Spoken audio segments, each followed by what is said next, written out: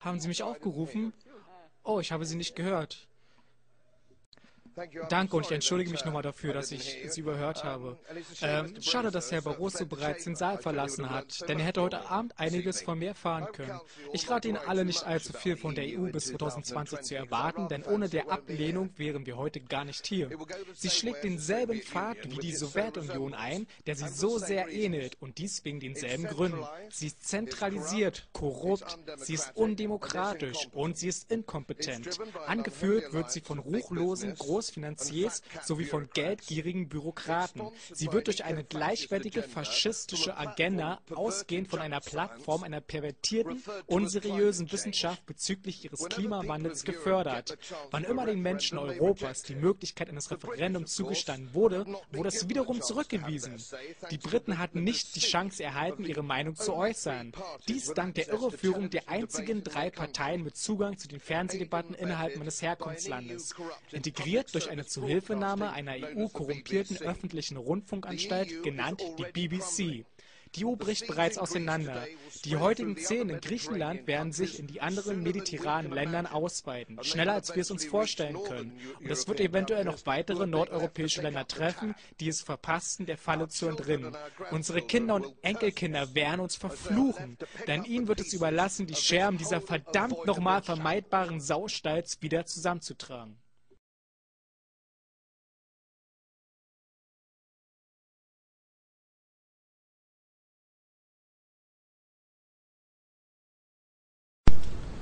Mr. Farage, when will the euro break apart? If I knew the answer to that, I would go down to the bookmakers and place a very large bet and be a very rich man. I don't know when it's going to break apart. I suspect that between now and Christmas something big will break. I mean, if you remember, back in May, this crisis was at its height. Over the course of the summer it appeared to be a calmer, quieter period, and of course in Brussels everybody's in denial. You know, I mean, huge debates about the EU happen and no one mentions the euro. Well, apart from me, of course. I always do. But if you look at the economic figures coming out of Ireland this week, if you look at what's been happening to the bond markets in Portugal, and again in Greece, you'll realise that there are some huge problems here. And if people in Germany think that the euro crisis is just about Greece, well, I'm afraid I've got some bad news for you, because you ain't seen nothing yet. Portugal and Ireland's economies are possibly even in a worse state than Greece's. I think something may happen before Christmas, but when will it finally break to pieces? I can't say, but inevitably it will. It was just a huge cataclysmic error to force into a monetary union Germany and Greece and Portugal. It simply can't work. So what is your solution for this? Germany out of the euro? Well, there are 2 solutions. One is that Greece is forced out, and Portugal probably and Ireland too, and they have to re-establish their own national currencies, and they'll probably need some help to do that as well. That's one solution. I mean, clearly Greece needs massive devaluation, otherwise she simply can't cope at all. The other more radical solution, and it may appear to be off the agenda completely at the moment, but the radical solution, of course, is that Germany says, look, we've actually proved since 1945 that we're rather good at managing our own currency. We're rather good at managing our own democracy. You know, I mean, the Deutschmark was a currency that was globally respected. You know, the Germans' reputation for fiscal responsibility and sound money was something that we were all very jealous of. And the radical thing would be for Germany to say, we are taking back the Deutschmark, we're taking back control of our lives. We don't do this in a spirit of being against anybody. You know, we want to trade with our European neighbours, we want to cooperate with them, we want to run our own lives and have our own currency. That's the radical step, and that's the one that I personally would like to see. But do you think that Brussels will like this? I mean, we have a big, huge democracy deficit there.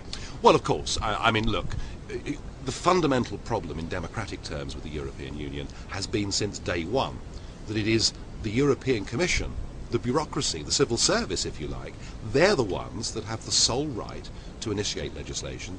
They're the ones that have the sole ability to amend and change legislation. So, you know, you'll read in the newspapers that the European Parliament did this and the European Parliament did that. But in effect, what the European Parliament does, it does the bidding of the civil service. In a democracy, it should be the other way round. It should be parliaments that make laws and civil servants that enact laws. In Brussels, it's the other way round. Now, the bigger democratic question is, can the deficit be closed? Is there a means, is there a way of democratising the European Union? And my answer to that is that right from the very word go, this was never intended to be democratic. So it's intended to be undemocratic Absolutely. then? From a kind of junta then? A junta? From the start. I mean, Jean Monnet was the father of this. Jean Monnet really was the father of this project. He hated democracy. It was terribly inconvenient because if a government gets elected and it goes in this direction for 4 years, then you get another government that goes off in a different direction. Now, people like Monnet, with their great global views and with their unshakable belief that they know what is best, they know how we should live our lives, they don't want a system like that. They've got 10, 20, 50-year plans, and democracy is highly inconvenient. If there was anything truly democratic about this European Union, then when they drafted a constitution, that was the opportunity to make it democratic, and I challenged them all the way through. Come on, show me that you're Democrats. Make this constitution a democratic framework for a European Union, and they steadfastly refused to do so. But so far we are closer to the former socialist republic than to a democracy. Well, a great friend of mine and a man that I admire enormously is a former Soviet dissident called Vladimir Bukovsky, who now lives in Cambridge. He's been in England for about 30 years. And Vladimir spent 12 years in and out of mental institutions in the former USSR, categorized as being mad because he was opposed to the system. Interesting. I'm often called mad as well. And Vladimir says that what he sees with the development of the European Union is something very unpleasant, and he has a sort of chilling phrase. He says, "I have lived in your future, and I didn't like it." Coming back to another issue concerning the EU is this climate hysteria. Where are the roots, where are the causes for this big lie? Well, it's so convenient, isn't it? That if politicians get a whiff that there is something happening where they can show the world what wonderful people they are, then they all club together and they all agree. And so it's been with climate change, global warming, call it what you will, that this was their way of showing everybody what wonderful people they were, firstly. Secondly, it gave their failing European Union, as they saw it, some sense of purpose. And anybody that was offering a sceptical voice was absolutely vilified and derided. I remember doing a program about 5 years ago when this whole topic came up, and I said, well, hang on, I may not be a scientist, but I think there is another argument going on here that it is not definite that CO2 emissions are leading to increased temperatures. And I was on with a Labour politician, British Labour politician, and he sort of pointed at me and screamed, "Denier, denier," as if I'd committed something. Like in the Middle Ages. Yes, I mean, witchcraft. I should have been burned at the stake for doing it. Now, it's interesting because I think people are beginning to wake up to this. Whether or not we are living through a period of global warming is open to question. But what I am certain of is the measures we are taking, supposedly to combat climate change, are leading to yet another reduction of our democracy, are burdening the poorest people in society with unnecessary bills, and in terms of energy requirements, I mean, we're heading down a road that is absolutely mad. I mean, I'm afraid Germany caught the disease before we did. I think there are 18,000 of these disgusting wind turbines all over Germany. Well, it's all well and good when the wind blows, but what happens in February?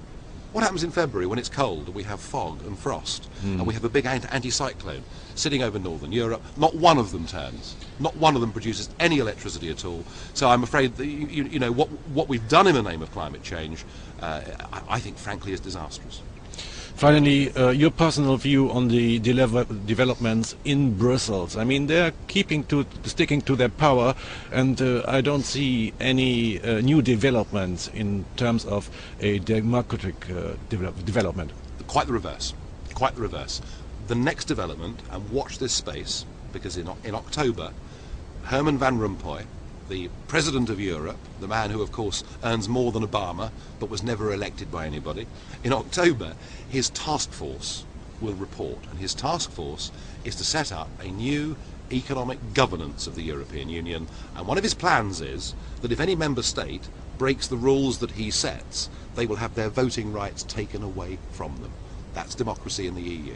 That's what's coming next. But it remembers me more to a dictatorship. Let the viewers make their own minds up. I believe that this project isn't undemocratic. I believe it is fundamentally anti-democratic. But in a personal talk to me, you told me there is nevertheless some hope for the wider future. Of course there is. Look, of course there is. You know, what our career politicians are doing in all our member countries for their own self-aggrandizement, for their own careers, for their own finances, what they have done is nothing less than to betray our nations, to betray our democracies, and to do it against the tide of public opinion. The gap between the governors and the governed is now a gaping chasm, and I'm an optimist. I believe that gap can be filled through peaceful and democratic means. Nigel Farage, many thanks for this interview. Thank you very much.